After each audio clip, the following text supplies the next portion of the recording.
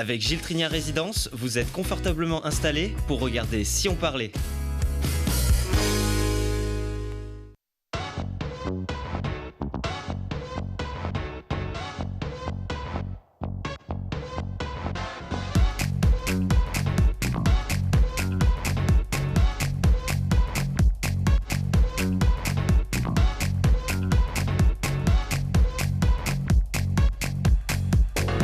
Bienvenue à tous, ravis de vous avoir à nos côtés pour sentir battre le cœur du territoire avec ceux qui le font bouger, respirer et vibrer comme ce club légendaire des montagnes qui retrouve la liesse d'un titre arraché sur la glace et célébré sur la place, la Grand Place, sur le Vercors, les ours de Villars dans un petit instant, comme celui qui va vous reconnecter à vous-même en prenant le contrôle de votre stress et tout ça avec une méthode révolutionnaire en 7 jours et peut-être le temps de cette émission et comme ces énergies qui vous préparent un grand moment de vélo dans le département du nord au sud avec un point d'orgue dans nos montagnes.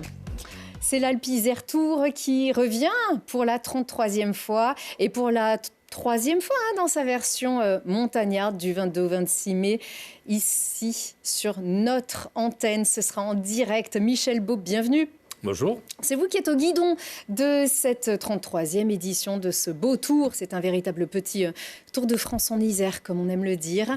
Et ça sera donc en direct sur Télé Grenoble, peloton masculin, épreuve féminine et junior aussi. C'est la grande fête du vélo sur notre territoire. On fait le tour avec vous dans un petit instant. Avec plaisir. Le mal du siècle, à qui on attribue tous les maux, parfois à tort, mais souvent à raison. Le stress ne sera plus votre ennemi grâce à vous, Thierry Thomas. Bienvenue. Bonjour, bienvenue. Alors, vous dirigez le centre de gestion du stress de l'Isère et vous nous proposez une méthode flash révolutionnaire dans un livre qui vient de sortir que vous avez ici. Mon programme anti-stress en 7 jours. Mais d'abord, on relâche le stress avec les héros de la glace qui ont bien stressé aussi. Champion de France de D2, mesdames et messieurs, les ours de Villars, bienvenue. Frédéric Bertrand, président du club.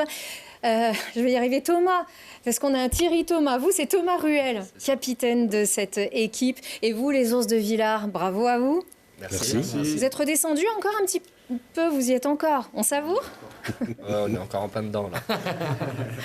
Eh bien, félicitations à vous. J'imagine qu'on n'a pas le droit de la garder, donc je vais vraiment en profiter. Cette magnifique coupe qui célèbre le titre de champion de France de D2, qui donc est la 3e division en France. C'est pas très logique, mais on va s'en sortir. On les regarde tout de suite, ces images, regardez. Alors là, quand on voit, vous le saviez là, hein, ça c'est la toute fin de la finale. On attendait que le coup de sifflet final soit lancé. Et là, c'est vraiment la liesse. J'imagine, Thomas, qu'un moment comme ça, on espère le vivre quand même tout au long de la saison. Mais là, on exulte. Ouais, on espère vraiment le vivre. On l'a vécu, donc c'est incroyable. C'est un rêve d'enfant de gagner un titre, en plus avec tous les copains derrière. Donc ouais, c'était incroyable. Oui, cette finale, c'était contre le HCMP, le hockey club. C'est le hockey Courchevel Méribel-Pralognan qui vous a fait une belle opposition quand même sur cette finale. Hein. Ouais, c'était pas facile. C'est une belle équipe. En plus, on les a joués 2 fois en saison régulière, contre qui on avait perdu 2 fois. Et du coup, on savait pas trop à quoi s'attendre, mais je pense que le groupe a bien réagi. Et on allait chercher 3 victoires en 4 matchs, donc c'est qu'on a été au niveau. Oui, et puis que vous n'aviez pas la patinoire, elle était quand même vraiment en pleine, donc il faut toujours être là pour ce moment-là. Les foies, la trouille, les pétoches, comme on dit, vous les avez pas eues, vous avez géré. Hein. Si, on les a eu un peu au début, quand on voit le monde qui arrive dans la patinoire, c'est quand même assez impressionnant, mais après, à partir du moment où le coup de sifflet attaque, c'est que là, il n'y a plus de stress à avoir et il faut aller jouer maintenant pour gagner, quoi. Oui, il y avait des anciens coéquipiers à vous dans l'équipe l'équipe en face. Ouais. On se connaît, en fait, c'est des équipes, on a l'habitude. Ouais, c'est des équipes qu'on a l'habitude de jouer, puis on a joué avec pas mal de joueurs. On a joué contre Théo Balthazar, un copain à nous avec qui on a joué plusieurs années à Villars. Et du coup c'est toujours sympa de rejouer contre eux. Ouais. Oui, avec une grande fête. Alors vraiment, Frédéric Bertrand, ça, ce sont des moments qu'on aime vivre sur le plateau du Vercors. On est ici sur la place L'Ours, il est juste derrière vous, hein, donc comme un symbole. C'est un club qui a été créé dans les années 30, hein, en 1931, un club historique. Vous êtes 5 fois champion de France élite en 62, 67, 68, en 75, 68 donc l'année des JO, 75 et 78. Vous avez gagné 2 Coupes de France en 77 et en 2003. Le dernier titre date de 2001-2002. Alors celui-là, il fait du bien. Hein. Il fait du bien parce qu'en 21 ans, il s'est passé quand même pas mal de choses à Villard-de-Lans. Et justement, le dernier titre nous permettait de monter en élite nationale, ce qui est devenu après la Ligue Magnus, où on est resté jusqu'en 2014 quand même. Hein. Pour un petit village comme Villars, c'est pas mal. Et puis, on pourrait penser qu'en fait, depuis 2014, on mange un peu notre pain noir en D2, mais finalement, on a pu reconstruire le club complètement différemment avec plein de jeunes. Parce que c'est ma très grande fierté comme d'avoir une équipe cette année qui est composée d'un petit Ruel, d'un petit Despetro, d'un petit Quintet-Gallo. Il y a aussi un petit Bertrand qui joue. Enfin, il y en a. C'est des familles de hockey. Ouais, c'est super. Et tous une même génération. Et on a reconstruit ça pour. En chanson. Voilà. Okay. Avec Thomas qui est meilleur hockeyeur que chanteur. On a pu voir sur la place l'autre jour.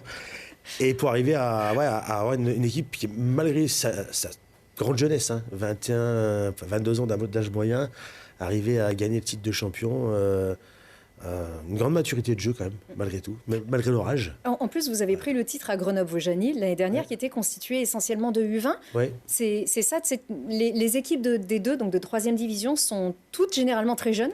Du tout. Non, c'est les deux équipes iséroises qui sont comme ça. Il peut y avoir aussi des... Non, dans les autres équipes de D2, c'est que des adultes. Alors des fois, il y a peut-être des jeunes qui jouent, mais c'est une spécificité. Vaujany, parce que c'est le centre de formation de Grenoble qui est délocalisé pour les U20. Et nous, parce qu'on a un centre de formation qui nous permet d'avoir des joueurs. Et d'ailleurs, si on regarde bien, Thomas disait qu'à HCMP, il y avait des joueurs de Villars. Effectivement, il y en avait 3. Mais dans toutes les équipes de D2, il y a des joueurs de Villars. Dans les équipes de D1, il y a des joueurs de Villars. Dans l'équipe de Magnus, il y a des joueurs de Villars. Et même à Grenoble, oui, il y a Lucien Onod qui venait de Villars. Il y a M. Munoz aussi. Puis dans les champions de France à Rouen cette année, on a quand même la star locale à Rouen qui est le frère de Matteo, d'ailleurs, qui est ici, Matteo.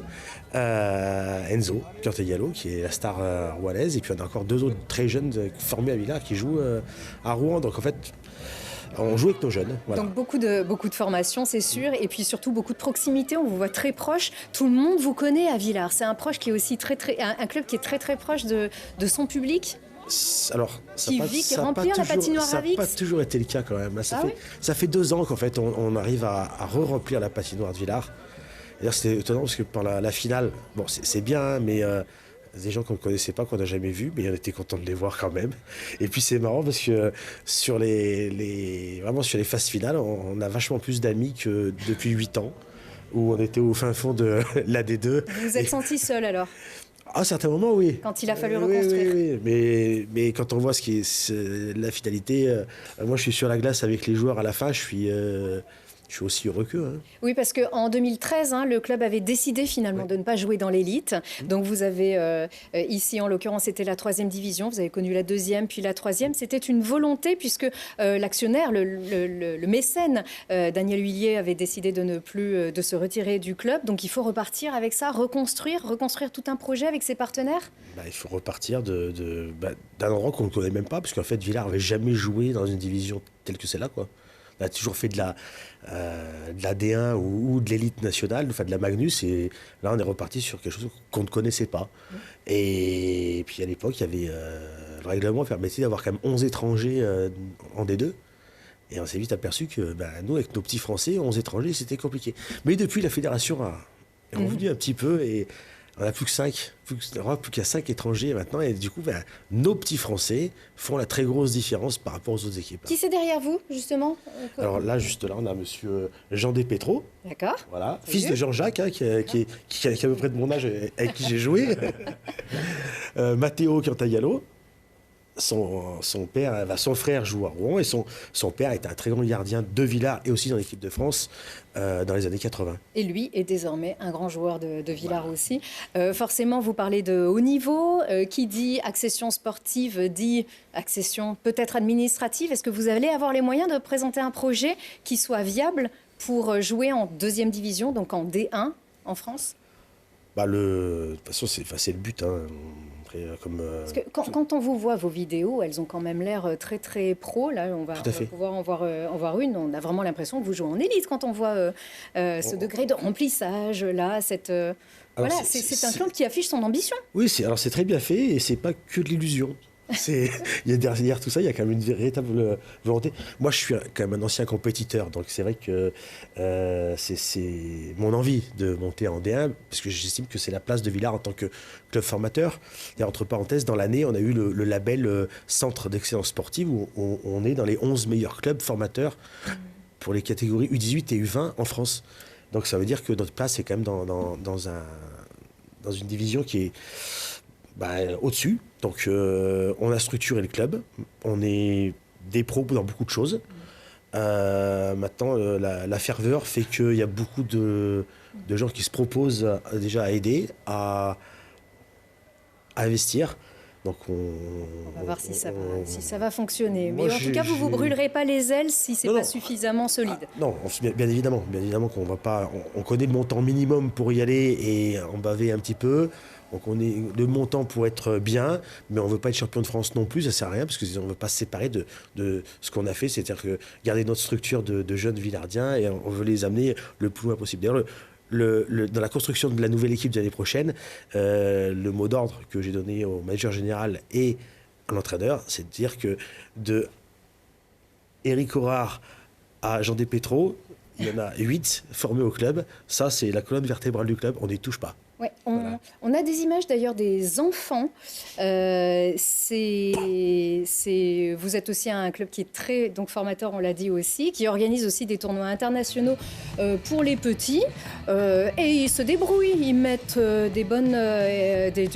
parfois, quand on est des petits Grenoblois, c'est pas facile toujours de jouer contre Villars, même si Grenoble a aussi ses qualités. C'est toujours très très important vraiment ce niveau de formation pour vous. C'est l'ADN du club. L'ADN du club, là, cette année, on a 330 licenciés pour 4500 habitants. Je pense pas qu'il y ait beaucoup de sport dans une ville telle que ce nombre-là, d'avoir autant de... Donc c'est vraiment... Un bon pourcentage. Ouais, c'est monstrueux. Là, l'année prochaine, on est obligé d'inscrire 2 équipes dans chaque catégorie, hormis les seniors, parce que c'est compliqué, mais c'est énorme. On n'a jamais connu ça à Villard-de-Lans. Et puis, en plus, nos petits, alors jusqu'à, on va dire, U15, hein, on est quand même les meilleurs. On bat quasiment tout le monde.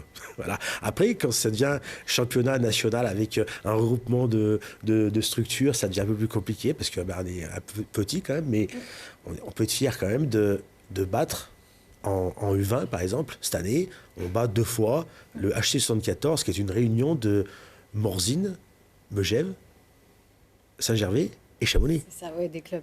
Je crois que les U11 vous ont battu il n'y a pas très longtemps. Ça arrive. On va se retrouver, puisqu'on n'arrête pas de parler de Grenoble.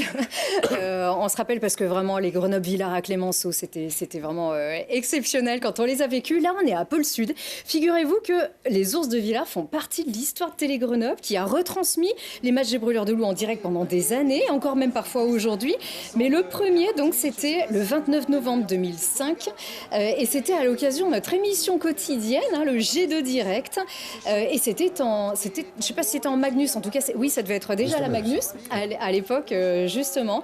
Donc, et par la suite, on ne s'est plus jamais arrêté, puisque le public, les partenaires, avaient vraiment été conquis par cette retransmission de fortune, finalement, où c'était juste le lieu de notre émission quotidienne. Voilà, on était assis juste à côté. Et alors, ça, on le reverra pas nécessairement, en tout cas pas avec cette qualité d'image. On l'espère, revoir des Grenoble-Villars à Pôle Sud. On peut en revoir, hein, puisque en Coupe de France, c'est faisable. Ouais.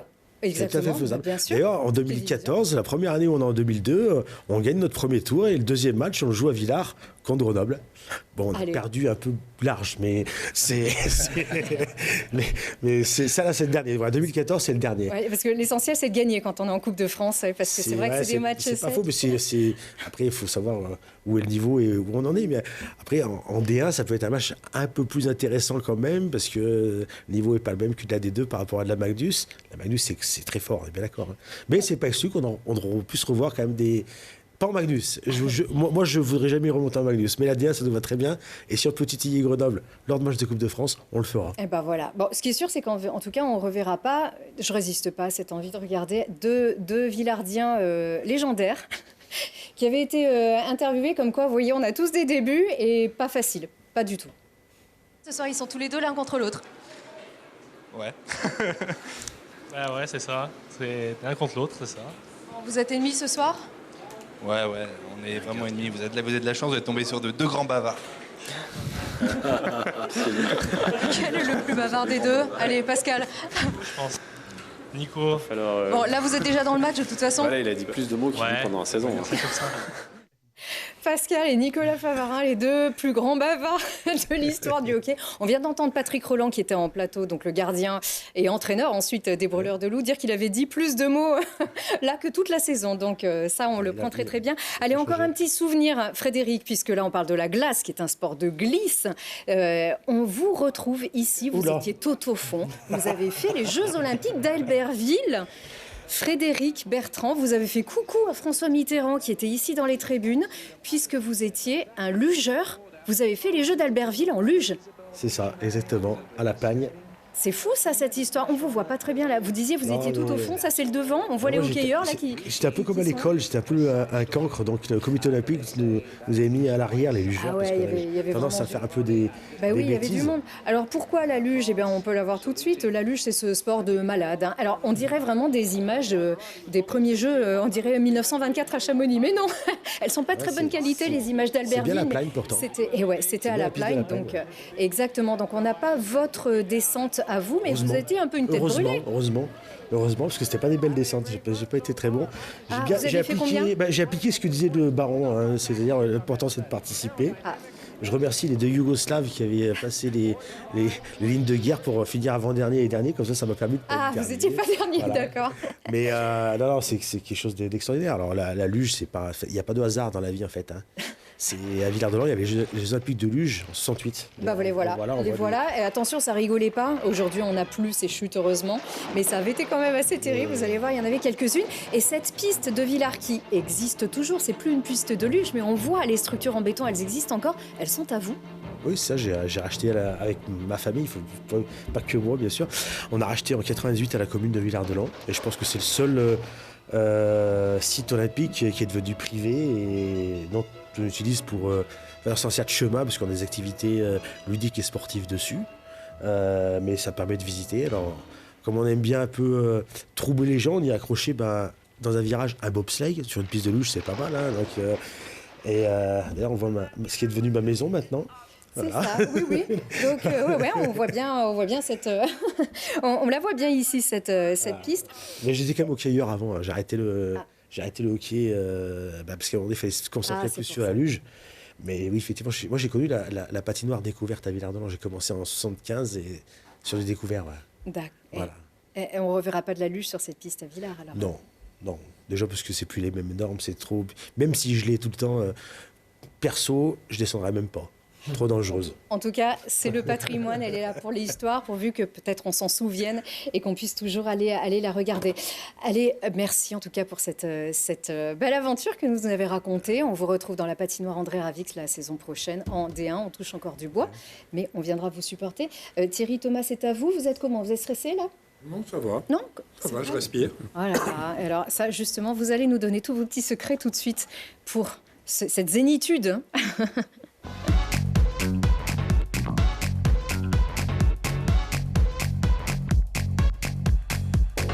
Car, on le disait, c'est le mal du siècle qui touche à peu près tout le monde, sauf vous. Non, ça touche pas tout le monde, pas au même niveau. On exagère beaucoup sur le stress, parce que c'est très médiatique de dire qu'on est stressé. Or, déjà, il faut savoir que le stress, c'est naturel, et que si on n'en a pas, on est mort. Parce que le stress, c'est notre système d'adaptation. C'est comme dire qu'il y a du bon et du mauvais stress. Il y a du stress. C'est une réaction physiologique de notre corps qui est là pour nous défendre. Quand on est face à, par exemple, pour se booster, quand on est dans le sport, s'il n'y avait pas de stress, vous n'auriez pas cette capacité à passer votre zone de confort. Et les sportifs connaissent bien cette chose-là. Le tout, dans le stress, ce n'est pas lui, c'est la régulation. C'est être capable de rester dans sa donnée physiologique. Dès qu'on va sortir, c'est-à-dire qu'il va être trop prégnant, trop chronique, trop récurrent... Trop mauvais aussi, c'est-à-dire qu'on ne l'écoute pas, on ne l'interprète pas. Il n'est pas mauvais. Je prends toujours l'exemple du vin. Vous prenez un verre de vin, ça va. Vous prenez 4 verres de vin, bonjour les dégâts, c'était 3. C'est toujours du vin. Il n'y a pas du bon vin parce que vous en buvez qu'un verre et du mauvais parce que vous en buvez 3. Le stress, c'est pareil. Il est toujours stress. C'est une réaction physiologique. C'est comme la digestion, c'est comme les battements cardiaques. Il va s'activer dès qu'il va sentir que on n'est plus vraiment tranquillou là. Alors c'est pour ça que le stress, la nourriture nous stresse, l'environnement nous stresse. Il y a plein de choses qui nous stressent. On pense au stress en parlant professionnel, en parlant vie sociale. Contraintes à venir. Contraintes, bruit. Le bruit est un stress extraordinaire. La déshydratation, on l'oublie souvent.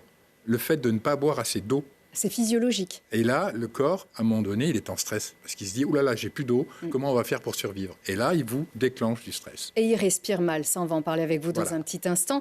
Donc on a vu ici ce livre, donc vous donnez les clés en 7 jours pour gérer le stress. Alors on n'a pas 7 jours avec vous ici malheureusement, mais quelques minutes. C'est pas votre premier ouvrage. D'ailleurs, avant de découvrir cette méthode, on va faire votre connaissance. Vous vous exprimez d'une manière très didactique. Vous êtes auteur, conférencier, vous dirigez le centre de gestion du stress de l'Isère. Qu'est-ce que c'est, en quelques mots? Alors, le centre de gestion du stress de l'Isère fait partie d'un réseau de centres de gestion du stress. Il y en a une vingtaine en France. Je suis aussi co-dirigeant du réseau national. Ce sont des structures qui interviennent à 99% en entreprise. Notre spécificité, c'est nous, on va vers l'entreprise pour travailler sur la prévention santé, la régulation du stress, quelque chose qui est très important, notamment dans la performance. Si on est trop stressé, on n'est pas performant. Donc des conseils, des ateliers pratiques, des stratégies à mettre en place avec les ressources humaines. C'est travailler main dans la main avec toutes les entreprises. D'accord. Mais alors, vous travaillez auparavant dans le journalisme et la communication. Oui. Est-ce à dire que c'est un monde tellement stressant que vous avez voulu vous spécialiser dans ce phénomène pour l'adopter? J'ai un parcours de professionnel assez atypique, puisque j'ai effectivement commencé... si on va dans tous mes tout débuts, j'étais dans la banque. Vous voyez, voilà. Là, j'ai stressé puisque j'ai vécu quand même un hold-up, un des derniers hold-up. Un vrai hold-up? Un vrai hold-up. C'était parce qu'eux, ils font des hold-up, parfois ça arrive en fin de match. Là, c'est... Non. Un hold-up à Échirol avec... Le gars avait tiré. Je vous assure qu'on est... Après, c'était drôle parce qu'il y avait les billets qui flottaient, parce qu'il avait percé un radiateur. Donc, comme on avait encore des billets à l'époque, tous les billets flottaient dans la... Voilà, le film. Le film, voilà. Donc, le stress, quand même. Donc, mais je ne l'ai pas fait longtemps. C'est pas que dans les films. Non, après, je suis rentré, j'ai été journaliste pendant quelques années. Après, j'ai eu une agence de communication aussi pendant quelques années. Et là, il y a eu la rencontre avec le thermalisme. J'ai été pendant plus de 20 ans directeur des Thermes d'Alvar. Alors, pas directeur tout le temps. J'ai d'abord été directeur de la com, puis directeur du développement. Mais j'ai fini directeur des Thermes d'Alvar. Et après, je suis parti à la Léchère. Et c'est là-bas que vous avez découvert ces méthodes de respiration, en fait, de cohérence cardiaque. Oui. Qu'est-ce que c'est que la cohérence cardiaque? La cohérence cardiaque, elle m'est tombée dessus en 2004 quand David Servan-Schreiber, je pense que les gens le connaissent, nous a amené ça des États-Unis. En France, c'était absolument pas connu à cette époque-là. Il avait sorti son premier livre qui s'appelait Guérir de l'anxiété, du stress sans médicaments, en fait, pour simplifier les choses. Et il avait parlé de la cohérence cardiaque. Et pour moi, j'avais commencé à regarder ça parce que je cherchais des techniques pour des personnes qui étaient douloureuses. Parce que dans le thermalisme, on prend beaucoup de gens qui ont des douleurs. Et je cherchais une technique facile, gratuite, accessible 24 heures sur 24 et qui ne nécessite pas d'avoir un coach derrière, d'avoir toutes les semaines des rendez-vous, etc. pour tout le monde, quoi. Et c'est là que je suis rentré dans la cohérence cardiaque. Alors j'ai fait toutes les formations qui existent. en cohérence cardiaque et j'ai fait mon miel avec tout ce que j'ai pu apprendre à droite à gauche. Et effectivement, j'ai créé Respirelax, l'application, en 2012. Mais quel rapport avec le cœur? On respire en fonction de son activité cardiaque, en fait? Non. Si vous voulez, la cohérence cardiaque est une respiration particulière, avec un rythme imposé. On dit plutôt que c'est une pratique respiratoire guidée sur rythme imposé. C'est plus long, cohérence cardiaque, ça va plus vite. Donc, sauf que ça fait peur. Parce que vous avez vu, vous en avez parlé, le cœur. On n'est pas tous cardiaques, donc c'est pas fait pour ça. La cohérence cardiaque, ça veut dire que vous allez, avec ce type de respiration, faire que votre fréquence cardiaque, votre rythme cardiaque, va se synchroniser avec votre respiration. Vous avez des courbes, quand j'inspire, ça monte, quand j'expire, ça descend. Et petit à petit, votre respiration va se mettre au même rythme. D'accord. Alors, on a quelques secondes. Regardez, on va le faire ensemble, d'accord? Avec vous. Voilà, on va peut-être vous voir. Attention, on y va. Oula, mais c'est lent, en fait. Voilà. Je ne m'empêche pas de parler. En fait, voilà, c'est ça. On respire tous. Attention. Profond, profond. Là, on inspire. Alors, il faut inspirer jusqu'en haut. Il faut savoir que là, on est sur un rythme de 5 secondes à l'inspire et 5 secondes à l'expire. Ce rythme-là nous permet de recentrer le système nerveux autonome qui gère le stress, entre autres. Et normalement, on est entre 12, 15, 18 respirations naturellement par minute. Donc, vous voyez, vous passez de 12 à 18 respirations, beaucoup plus quand on fait du sport, bien entendu, à 5. Donc, il faut s'adapter. Donc, c'est pour ça que pour faire de la cohérence cardiaque, il faut à peu près une dizaine de jours pour bien réussir à trouver le rythme. Et alors, là, il y a beaucoup... une dizaine de secondes, ça a marché, vous? Non, mais il faut plus que ça. Ah, pas ça, d'accord. Et beaucoup de sportifs l'utilisent. Alors, les plus connus, ça a été Tiger Woods, après Federer, Florent Manodou. C'est des gens qui ont qui gèrent leur stress ou leur...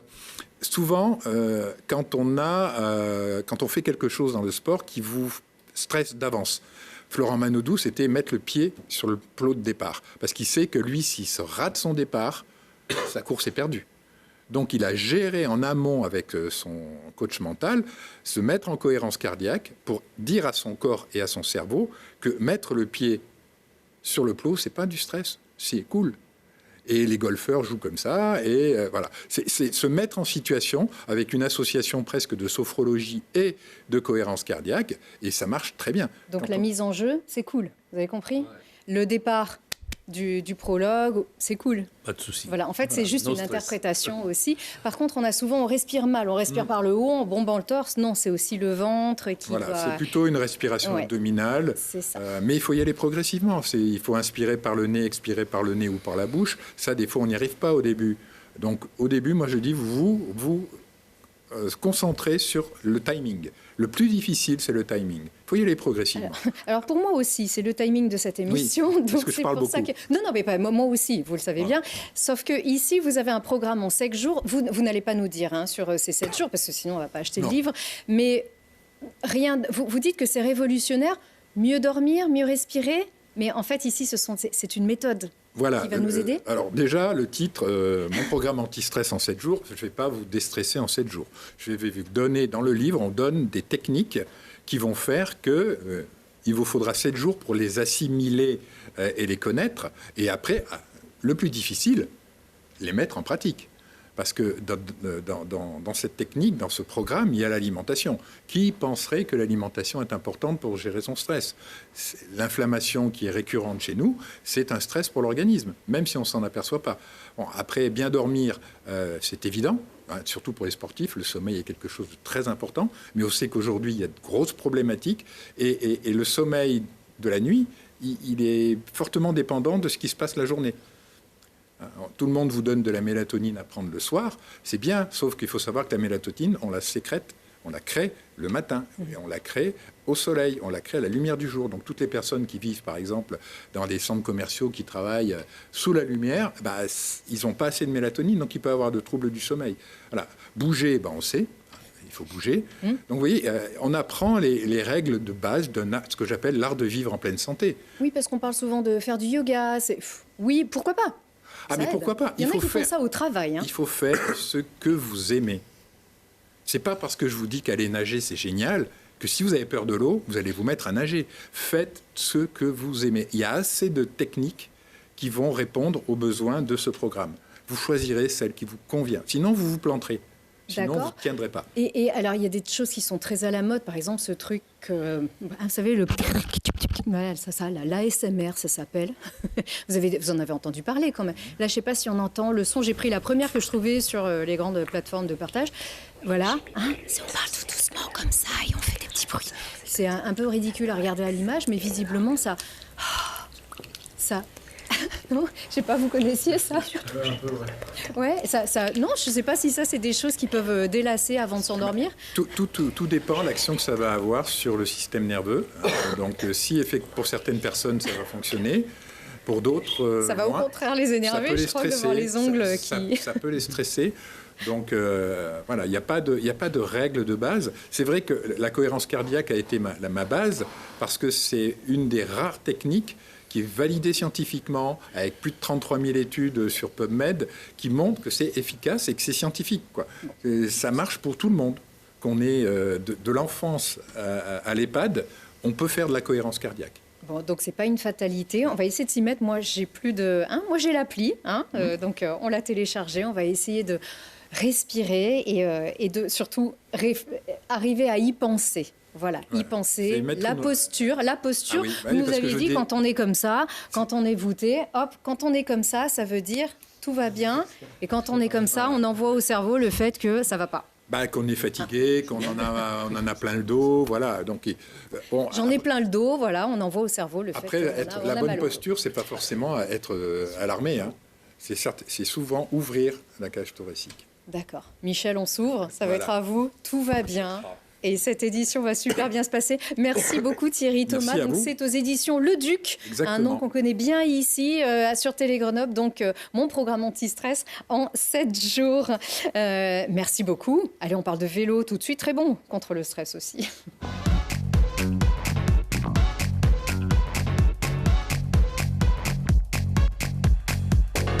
J'allais dire contre le stress. Non, on a dit qu'il faut apprivoiser son stress. Voilà. L'événement vélo de l'été, c'est l'événement tout court, d'ailleurs, dans le département, parcouru du nord au sud par l'Alpe Isère Tour. 33e édition. Tout se présente bien, Michel? Oui, on va dire ça, à quelques jours du départ, puisque la première étape aura lieu le 22 mai, donc c'est demain. Et effectivement, on rentre dans la dernière ligne droite, comme on peut dire, et forcément avec son lot de surprises agréables au moins. Et ça fait partie du stress à gérer justement pour des organisateurs. Et ça sera en direct sur Télé Grenoble du 22 au 26 mai prochain. Vous verrez l'arrivée et les quelques heures, à peu près 1h30, 2 heures qui précèdent, c'est ça? Absolument. Et alors, expliquez-nous ce que c'est que l'Alpe Isère Tour. On a l'habitude de voir et de découvrir la France sur notre antenne du service public en regardant le Tour de France. Ici, ça a l'air d'un tour très pro, ce que vous faites ici. Est-ce que c'est un tour pro, l'Alpe Isère Tour? Alors, l'organisation est bénévole, puisque tous les gens qui font partie de cette organisation-là sont tous des gens passionnés, comme j'ai pu l'être il y a 33 ans quand on a décidé de créer cette épreuve-là. S'il n'empêche pas, parce qu'on est bénévole, de vouloir travailler comme des professionnels. C'est ce qu'on s'est forcé de mettre en place. On a un très beau comité d'organisation avec des gens très impliqués, ce qui fait qu'avec une seule salariée sur l'ensemble de l'équipe, on arrive quand même à avoir 25 personnes au comité directeur et on a 350 bénévoles qui viennent nous aider pour l'ensemble de nos événements. Pour un peloton de combien ? Donc c'est une belle sinécure. On a entre 120 et 140 coureurs suivant les épreuves, puisque vous avez parlé de l'Alpe Isère Tour, mais vous savez que c'est pas la seule. Il y a aussi la classique des Alpes juniors et l'Alpe Grésivaudan classique pour les femmes. Absolument. Et ça sera aussi sur notre antenne, bien sûr. Donc, alors, on voit ici le parcours de cette Alpe Isère Tour. Donc, ce sont 5 étapes. Là, quand on voit ça, on se dit, mais c'est un grand tour. On a du mal à zoomer un petit peu dessus quand on voit qu'il parcourt vraiment tout le département. Oui, le département de l'Isère, c'est ce qu'on a voulu mettre en place avec le président Barbier du département de l'Isère.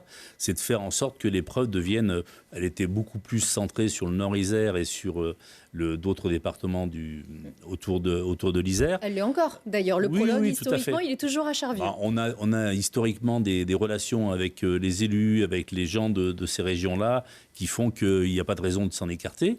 On est toujours bien accueillis là-bas, donc on va continuer et persévérer dans ce Nord-Isère que vous dénigrez parfois à TV Grenoble, mais que je peux vous assurer est une belle partie du département. Et aujourd'hui, la volonté, c'est d'aller vers d'autres territoires du département qui sont super intéressants, parce que pour le vélo, forcément, quand on se rapproche de Grenoble, on se rapproche des montagnes.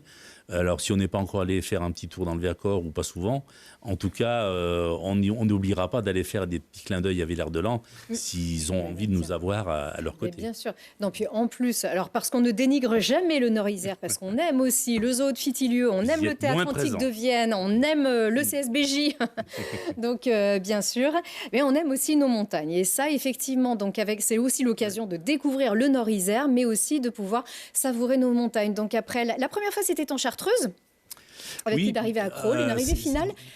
C'est comme l'arrivée du Tour est toujours sur les champs, l'arrivée de l'Alpe-d'Huez Tour est toujours en montagne. On essaie donc de faire à tour de rôle une présence dans chacun des territoires qu'il y a autour de la ville de Grenoble, qui est la ville centre du département. Et effectivement, on a commencé par la Chartreuse, et puis on est allé en Beldonne, on est revenu en Chartreuse, et maintenant on va en Moisan.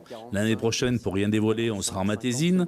Donc vous voyez qu'on se rapproche petit à petit du Vercors, mais qui n'ont encore pas fait signe. Donc on ne va pas tarder à les solliciter pour que pour les prochaines échéances, on puisse y arriver. On le verra déjà, mais on n'y passera pas. Cette année, l'Alpe-d'Huez. Alors cette année, l'Alpe-d'Huez, absolument. Écoutez, on a ce partenariat-là donc avec la Comcom de Loisan, avec la ville de Bourdoisan. On voulait mettre en place quelque chose de différent qui aille dans le sens de ce qu'on voulait mettre en place depuis de nombreuses années. Donc on a tracé une étape avec un départ en Chartreuse et une arrivée finale qui se fera en Loisan. Mais on a voulu faire quelque chose de différent de ce qui se faisait au niveau des courses cyclistes qu'on connaît bien. On connaît bien le Critérium du Dauphiné, on connaît bien le Tour de France. Il y aura prochainement d'ailleurs le Tour de France féminin qui va arriver à l'Alpe-d'Huez. Donc on voulait faire quelque chose qui se rapproche de tout ça, mais qui soit différent. Donc on va effectivement arriver vers l'Alpe-d'Huez, mais au lieu de la monter, on va la descendre. Et on fera l'arrivée à Bourdoisan. Ils l'ont déjà fait, le Tour de France aussi. Ils l'ont monté, redescendu. Oui, redescendu, mais pas de cette voie-là. Mais ça et en tout cas, ça va être très costaud. Il y a 171 km pour la dernière étape, avec 4300 mètres de dénivelé positif, 11 900 sur l'ensemble de la course. Donc je peux vous assurer que cette dernière étape, elle va piquer les jambes quand même. Oui, c'est une vraie et on a réservé un très beau final avec la montée sur Villars-Recula, le passage au pas de la Confession. Ils y ont cru, Villars-Recula. Voilà. Villars-Recula, le pas de la Confession, qui était un endroit absolument extraordinaire. Un passage à Huez et puis cette descente des lacets pour arriver finale directe à Bourdoisan en apothéose. Ça va être quelque chose de très sympa et le vainqueur sera, à n'en pas douter, encore un très beau champion. Oui, pour des champions qui ne seront pas... Certains peuvent également se retrouver dans les grands tours. En fait, qui sont ces participants ? Alors, les participants de l'Alpe-d'Huez Tour, c'est l'apanage de notre épreuve à nous, c'est qu'on peut se faire se mélanger des professionnels avec des amateurs. Donc c'est quelque chose qui nous donne la chance d'avoir des pelotons qui sont toujours bien construits, qui nous permettent de choisir, parce qu'on a toujours 70, 75 candidatures, alors qu'on ne prend que 20 ou 22 équipes, ça sera 22 pour cette année. Donc ça nous permet aussi d'avoir toutes les réserves des équipes du World Tour, certaines équipes qui vont être aussi au Tour de France. Donc ça veut dire que cet ensemble de coureurs professionnels et de coureurs amateurs, ça donne toujours des joutes intéressantes, parce que justement les pros veulent montrer que s'ils sont pros, c'est qu'ils ont un niveau au-dessus, et les amateurs veulent montrer qu'ils pourraient très bien être professionnels aussi. Et c'est la Coupe de France du vélo alors, j'avez compris. C'est un peu ça, mais en tout cas ça nous donne toujours des courses haletantes. Des fins de carrière, des débuts, c'est ça ? On a beaucoup de jeunes, parce que maintenant le cyclisme se construit de cette manière-là, où les équipes réservent des équipes World Tour, ce sont tous des jeunes qui sortent de juniors parfois et qui tout de suite se retrouvent au plus haut niveau. Donc on a chaque année en tout cas des découvertes. On n'aura pas Paul Magnier cette année ? Je ne sais pas. C'est pas sûr. Impossible. Ça serait magnifique, ce jeune coureur originaire de Vars qui a remporté sa première course pro. Mais la première course, le pro, ça y est, il la gagne. Donc, oui, absolument. Il a eu 2 victoires d'ailleurs chez les pros aussi cette année. Incroyable. Mais on a cette chance-là, c'est qu'on s'aperçoit qu'effectivement, à travers toutes nos épreuves, on fait émerger des jeunes talents et donc on veut persévérer dans cette fonction-là.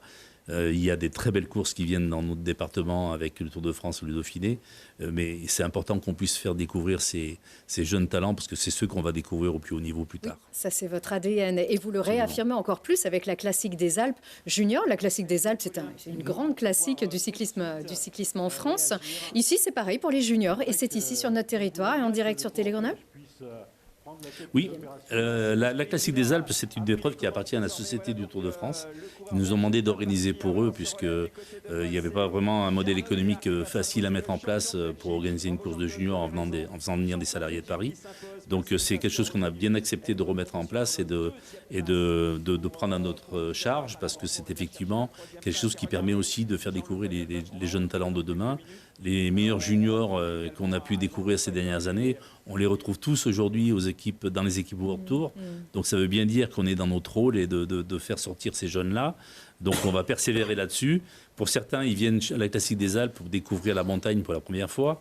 Donc les faire aller dans l'Isère et dans l'avant-pays savoyard, ça a du sens aussi. C'est le 1er juin. 1er juin, la Classique des Alpes. Donc Absolument. on rappelle, l'Alpe Isère Tour, c'est du 22 au 26. Le 1er juin, la Classique des Alpes et l'Alpe Grésivaudan Classique. Les femmes qui investissent cette Alpe Isère Tour, ça fait partie de cette grande organisation, l'Alpe Grésivaudan Classique pour les femmes. Oui, on souhaitait offrir à ces jeunes filles qui se développent au niveau du cyclisme depuis quelques années maintenant. Le Tour de France a été relancé depuis 2 ans maintenant. Ça sera la 3e édition cette année. Elle va arriver d'ailleurs sur l'Alpe d'Huez. Donc on s'aperçoit que des épreuves de montagne, il n'y en a pas pour les jeunes filles. Donc c'était important qu'on puisse en créer une. On a la chance que la Comcom du Grésivaudan nous ait fait confiance pour cela. Donc on leur a organisé depuis 2 ans une belle course qui est en train de monter en puissance. Et cette année, on aura 20 équipes au départ, dont 2 du World Tour, donc 2 qui seront au Tour de France aussi, et certaines autres françaises qui seront aussi au départ du Tour de France et qui vont profiter de venir à l'Alpe Grésivaudan Classique, évidemment pour découvrir l'école de Beldon, mais qui iront dès le lendemain reconnaître l'étape de l'Alpe d'Huez. Donc ils seront déjà dans la préparation pour ce fameux Tour de France. Oui, c'est une étape aussi pour elle. Il y aura Evita Music, l'Iséroise championne On de l'espère, France. puisque c'est la vainqueur des deux dernières éditions, des 2 premières et des 2 dernières éditions. Et on sait qu'elle sera présente avec son équipe de la Française des Jeux. Donc je crois pas qu'elle vienne juste pour se promener. Elle connaît les routes de l'Isère, puisqu'elle s'y entraîne, puisqu'elle habite du côté de Grenoble. Mais qu'en tout cas, elle sera là pour défendre son titre. Bon. Et ben nous, on sera là aussi devant notre poste sur Télé Grenoble pour suivre. Il y a l'arrivée tous les jours, du 22 au 26 mai, le 1er juin. La Classique des Alpes Juniors et l'Alpe Grésivaudan Classique, ce sera le 2 juin. 1 et 2. Voilà, en rendez-vous donc le sur lendemain. TV Grenoble avec les images en direct. Exactement. Merci beaucoup, Michel Merci. Beaup. Merci Une belle de votre accueil. organisation. On vous souhaite d'être bien zen d'ici à cet événement, parce que nous, en tout cas, on va être très, très excités devant la télé pour regarder tout ça. Merci encore, merci beaucoup Thierry Taudema pour tous vos beaux conseils. Je vous la rends, les ours de Villars, faites-en bon usage, parce que vraiment, elle va vraiment faire beaucoup de bien aussi au plateau du Vercors, cette coupe du titre de D2. Merci à vous tous et merci de votre fidélité. À très vite.